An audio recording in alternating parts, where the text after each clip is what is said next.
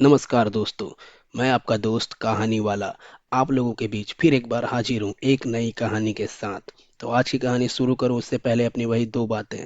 पहला, यह channel audio based है, तो आप जिस भी डिवाइस में इस कहानी को सुन रहे हैं उसे साइड करें और कान में ईयरफोन्स लगा के कहानी का लुत्फ उठाएं। दूसरा, यह कहानी किसी भी तरीके के बिलीफ को सपोर्ट नहीं करता।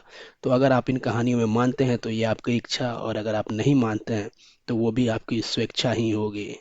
आज की कहानी शुरू करते हैं बिना किसी देरी के। सुधांशु अपने गाड़ी को हल्की रफ्तार से ड्राइव कर रहा था। गाड़ी की स्पीड करीब करीब 30-40 किलोमीटर प्रति घंटे ही होगी। विंड ग्लास खुली हुई थी, तो बाहर से मधुर हवाएं, ठंडी हवा उसके चेहरे पर लग रही थी। पर सुधांशु को ये चीज़ें आनंदित नहीं कर रही थी, क्योंकि उसके दिमाग में बहुत सारी चीज़ें कौंध रही थी। जैसे कि आज उसके क्लाइंट द्वारा लगाया गया फटकार। उसके दिमाग में ये बातें चल रही थी कि एक तो ये छुट्टी का वीक चल रहा है, सारी दुनिया छुट्टी मना रही है, मैंने फिर भी काम पे आने की ठानी है, और ये लोग मुझ पे ही प्रेशर बनाए जा रहे हैं। भलाई का तो जमाना ही नहीं है। उसके दिमाग में ये सारी बातें लगातार चल रही थी। ये क्रिसमस का वीक चल रहा था, और वो एक आईटी कंपनी में काम करता था। तो आईटी कंपनी में जो क्लाइंट्स होते हैं यूरोप और यूएस के, वो सब छुट्टी पे होते हैं क्रिसमस में। सुधांशु को अपनी छुट्टियां बचानी थी, क्योंकि उसे आगे चल के इन छुट्टियों की ज़रूरत थी, इसलिए उसने इन छुट्टियों को अप्लाई नहीं किया था। और सुधांशु काम कर रहा था इस वीक में। पर उसके अकेले होने से काम का प्रेशर भी ज़्यादा था, और उसे डांट भी पड़ चुकी थी। वो इन सब चीज़ों में खोया था, तभी उसको अचानक से ब्रेक लगानी पड़ी। ब्रेक लगाने के कारण कि कोई लिफ्ट मांग रहा था, रास्ते में कोई खड़ा था। उसने गौर से देखा तो वो शायद एक महिला थी, एक कम उम्र की महिला, जिसने एक लॉन्ग ओवरकोट पहना हुआ था। चूंकि ये ठंडियों का सीजन चल रहा था, तो ये एक नॉर्मल सी बात थी। एक लॉन्ग ओवरकोट पहने हुई कोई महिला इससे हाथ से इशारा करके लिफ्ट मांग रही थी। और एक्चुअली ये नॉर्मल नहीं था, क्योंकि सुधांशु करीब 3 साल से अपने इसी रास्ते से ऑफिस आया जाया करता था। पर आज तक कभी ऐसा नहीं हुआ कि किसी ने किसी से लिफ्ट मांगी हो। उसने ऐसा कुछ देखा नहीं था। पर आईटी कंपनी जो थी उसकी, वो थोड़ी शहर से दूर थी, और सुधांशु के घर से उस कंपनी की दूरी 26 किलोमीटर के आसपास थी। और बीच में एक छोटा सा सुनसान एरिया भी पड़ता था। और सुधांशु को ख्याल नहीं था कि ये अब उस एरिया में ही इंटर कर चुका है, जो कि काफ़ी सुनसान था। वो एक विकासशील एरिया था, वहाँ पे ज़मीनें बिक रही थी। कुछ कुछ बिल्डर्स ने अपनी बिल्डिंग बनाना स्टार्ट कर दिया था। पर वो अभी पूरी तरीके से व्यवस्थित एरिया नहीं था। वहाँ पे ह्यूमन पॉपुलेशन ज़्यादा नहीं था। ज़्यादा क्या बोलूँ, वहाँ पे ह्यूमन पॉपुलेशन था ही नहीं। सुधांशु के दिमाग में ये सब चीज़ें चल नहीं रही थी। मैं इसका विवरण दे रहा हूँ। सुधांशु के दिमाग में तो बस वो लगाई गई फटकार चल रही थी। सुधांशु ने अपना गाड़ी रोक दिया और उस महिला को गौर से देखा। महिला सुधांशु के गाड़ी के पास आके बोली, क्या आप मुझे लिफ्ट दे दोगे? मुझे एक्चुअली हनुमान नगर तक जाना है। तो सुधांशु के रास्ते में वो जगह पड़ता था। सुधांशु ने भी सोचा कि चलो किसी की मदद हो जाएगी कम से कम, और रास्ता भी कट जाएगा किसी से बात करते करते। तो सुधांशु ने मुस्कुराते हुए बोला कि हाँ बिल्कुल, पर आप चुप नहीं रहेंगी तो आपको मुझसे बातें करनी होगी। उस महिला ने भी कहा कि हाँ जी बिल्कुल श्योर। तो फिर सुधांशु ने अपना गेट का दरवाज़ा खोला और उसे अंदर आने दिया। वो महिला आके बैठी और पूछी कि आप कहाँ काम करते हो, क्या काम करते हो। इन लोगों के बीच हल्की हल्की सी बातें होने लगी। धीरे धीरे गाड़ी आगे को बढ़ रहा था। तभी अचानक से सुधांशु की नज़र जो है उस महिला पे गई। और सुधांशु ने देखा कि उसकी ड्रेसेस काफ़ी मॉडर्न थी, सब कुछ काफ़ी अच्छा था। पर उसके बाल काफ़ी बिखरे हुए थे, जो कि सुधांशु को थोड़ा सा अजीब लग रहा था कि इतनी मॉडर्न महिला है और पर इसने बालों में कंघी तक नहीं की, बाल इतने बिखरे हुए क्यों लग रहे हैं। सुधांशु को ये चीज़ थोड़ी सी खटक रही थी। पर सुधांशु ने बात को नॉर्मल लेते हुए उससे पूछा कि आप इतनी रात में एक अनजान सुनसान सड़क पे अकेले ऐसे क्यों? क्या कारण हो सकता है? तो उसपे महिला ने हल्के से मुस्कुराते हुए कहा कि एक्चुअली मैंने कैब लिया था, और मैं भी आईटी कंपनी में ही काम करती हूँ, और वापस मैं जा रही थी तो अचानक से कैब वाले से मेरी झड़प हो गई, बहस हो गई। उसने एसी ऑन करने से मना कर दिया। मैंने बोला कि मैंने पे किया है, और वो बोल रहा था कि एसी मैम खराब है ये वो, और उस पर बदतमीजी करने लगा। तो मेरी उससे बहस हो गई, तो मैंने उसे बोला कि तुम मुझे यहीं उतार दो, मैं तुम्हारे साथ और ट्रेवल नहीं कर सकती। और उसकी हिम्मत तो देखो, उसने तुरंत राइड कैंसिल की और मुझे उतार भी दिया। क्या बताऊं कितने बदतमीज लोग हैं। सुधांशु ने हल्की मुस्कान के साथ कहा कि आजकल के कैब ड्राइवर्स के भी बहुत भाव बढ़ गए हैं, आप इनसे थोड़ा सचेत रहा कीजिए, ये अलग ही घमंड में रहते हैं। ये बोल के सुधांशु हंस पड़ा। साथ साथ वो महिला भी हंस पड़ी। इसके बाद फिर इन दोनों के बीच एक चुप्पी सी कायम हो गई। इस चुप्पी को तोड़ने के लिए सुधांशु ने फिर कहा कि फिर भी आप एक बहुत खूबसूरत महिला हो, एक अनजान सड़क पे एक अनजान इंसान से इतनी सुनसान रात में लिफ्ट मांगते हुए आपको डर नहीं लगा? सुधांशु ने ये बातें थोड़ी नौटी अंदाज में बोला था। इस पे महिला ने बड़े ही चेतावनी से जवाब दिया कि क्यों, आप अकेली लड़कियों का फायदा लेने वाले लड़कों में से हैं क्या? तो सुधांशु ने बोला, अरे नहीं मैडम, आप तो बिल्कुल मेरे ऊपर चढ़ गए, आपने तो ब्लेम ही कर दिया। और ये बोल के दोनों एक साथ हंस पड़े। फिर सुधांशु की नज़र उस महिला के कपड़ों पे पड़ी। उसके कपड़े अब पहले जितने साफ नहीं दिख रहे थे, वो थोड़े थोड़े गंदे और पुराने मालूम पड़ते थे। सुधांशु को याद है जब उसने उस महिला को देखा था तो वो काफी नए कपड़े में और काफी स्टाइलिश दिख रही थी। पर पहले तो उसने बालों को नोटिस किया था कि बाल थोड़े बिखरे लग रहे हैं, बहुत गंदे लग रहे हैं। अब उसके कपड़े भी उतने आकर्षक नहीं लग रहे थे, वो कपड़े काफी गंदे पुराने दिख रहे थे। खैर, इसी बीच महिला ने चुप्पी को तोड़ते हुए कहा कि आप बताइए जनाब, आप इतनी रात में कहाँ से लौट रहे हैं? एक सुनसान सड़क पे एक सुनसान लड़की को लिफ्ट दे रहे हैं, आपको डर नहीं लगा किसी अनजान इंसान को लिफ्ट देते हुए? उसने भी ये बात काफी नौटी अंदाज में बोला था। इस पे सुधांशु ने जवाब देते हुए कहा कि अजी क्या बताएं, आपको तो पता ही आईटी कंपनीज और इसके चोचले। बताइए, आज एक तो छुट्टी का दिन था, मैं काम कर रहा था, फिर भी मुझे फटकार सुननी पड़ी है, और वो भी बिना किसी कारण के।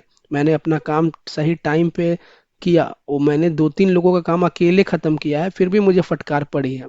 उस पे उस महिला ने कहा कि हाँ हाँ, ये क्लाइंट्स को तो हमसे कुछ ज्यादा ही उम्मीदें रहती हैं। फिर लड़की ने सुधांशु से कहा कि आपने भी एसी ऑन नहीं कर रखा है, काफी गर्मी हो रही है मुझे।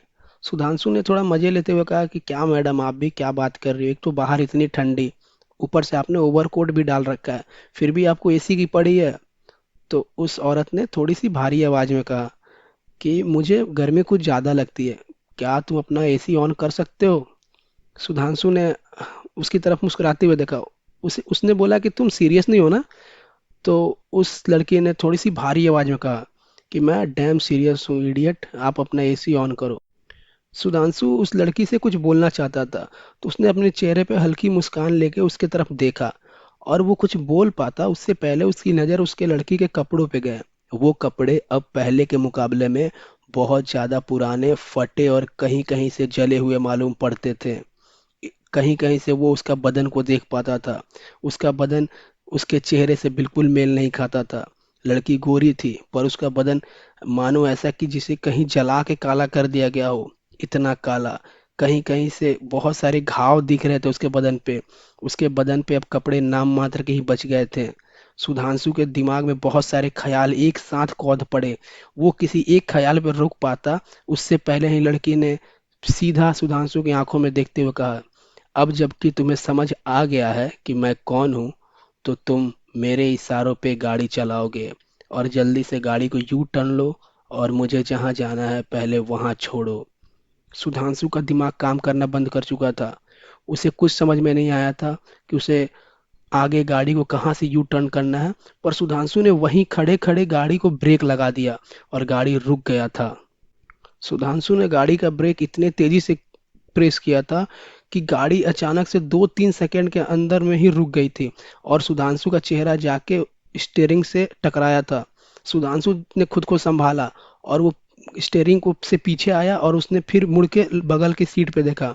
वहां कोई नहीं था, वहां कोई लड़की नहीं थी। सुधांशु हड़बड़ाहट में गाड़ी के इधर उधर देखने लगा। तभी उसकी नजर पीछे रेयर व्यूज मिरर पे पड़ी। जब उसने अपने गाड़ी के मिरर में देखा, पीछे वाली सीट पे कोई था, और वो बोल रहा था इससे कि अभी एसी ऑन कर लो भाई, मुझे बहुत गर्मी हो रही है। सुधांशु सहसा पीछे मुड़ा। वहां पीछे कोई नहीं था। सुधांशु को समझ नहीं आ रहा था कि वो चीज गई तो गई कहाँ। वो चारों तरफ अपनी मुंडी को घुमा घुमा के सब दिशाओं में देख रहा था। वो 1 सेकेंड के अंतराल में हर दिशा में देख रहा था। उसे इतनी ज्यादा बेचैनी हो चुकी थी, वो बौखला सा गया था, उसके रोंगटे खड़े हो गए थे। सुधांशु को मानो इतनी ज्यादा डर की अनुभूति पहले कभी नहीं हुई थी। उसने आज वो चीज देख लिया था जिससे उसने कहानियों में ही सुना था। सुधांशु अब अपनी गाड़ी स्टार्ट कर रहा था, उसकी गाड़ी स्टार्ट नहीं हो रही थी। सुधांशु ने फिर ऐसा अनुभव किया कि एक हाथ जो है उसके बगल वाले विंडो से नीचे आ रहा है। उसने पहले कुछ जली हुई उंगलियां देखी, फिर उसके बाद कुछ जले हुए से बाल जो नीचे की तरफ झुक रहे थे। और तभी एक चेहरा अचानक से सुधांशु के बगल में था, जो कि उसकी गाड़ी के ऊपर से इसके तरफ अप्रोच कर रहा था। सुधांशु ने डरते हुए बोला कि प्लीज मुझे जाने दो, प्लीज मुझे जाने दो। उसने कहा कि मुझे तुमसे कोई दिक्कत नहीं है, पर इतनी रात में सुनसान रोड पे घूमते हो और एक महिला को लिफ्ट देते हो, आखिर तुम्हारा इरादा क्या था? उस महिला का चेहरा बहुत भयानक था। वो इतना डरावना था, मानो जैसे किसी कोयले के भट्टी में जलाया गया कोई चेहरा हो। और उस पे उतने ही भयावह हंसी थी। और उसकी आंखों में कोई काली पुतलियां नहीं थी, उसका पूरा आंख सफेद था। सुधांशु उसकी तरफ इस तरीके से देख रहा था, मानो सुधांशु ने अपना मौत एक्सेप्ट कर लिया था। सुधांशु ने ये मान लिया था कि अब वो कुछ ही पलों में मरने वाला है, क्योंकि उसके सामने एक चुड़ैल खड़ी है। सुधांशु कुछ बोल पाता, कुछ सोच पाता, कुछ कर पाता, उससे पहले ही उसने एक लोरी की हॉर्न सुनी। एक लोरी जो काफी तेजी से उस हाईवे से गुजर रही थी। और सुधांशु ने जैसे ही पलकें झपाई और जब उसने अपनी आंखें खोली, तो उसने उस लड़की को वहां नहीं पाया। सुधांशु फिर उतनी ही बेचैनी में चारों तरफ देखने लगा। उसने उसी क्षण अपना गाड़ी स्टार्ट करने की सोची। तभी उसकी नज़र उस दूर जाती हुई लोरी पे पड़ी, और वो औरत उस लोरी पे बैठी थी और सुधांशु की तरफ देखे जा रही थी।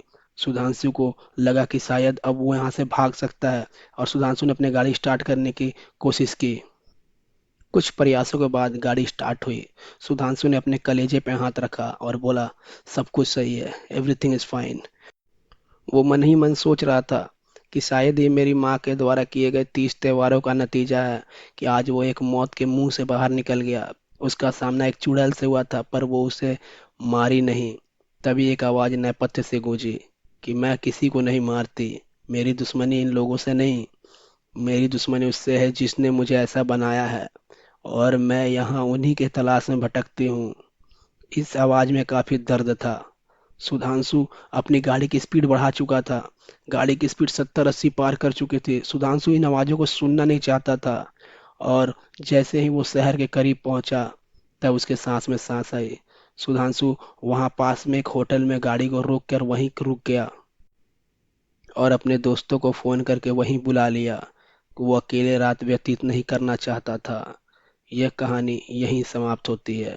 अगर आपको ये कहानी अच्छी लगे तो चैनल को सब्सक्राइब जरूर करें, वीडियो को लाइक और एक कमेंट तो बनता है मेरे दोस्त। मैं आपसे कल फिर मिलूंगा, आपका दोस्त कहानी वाला।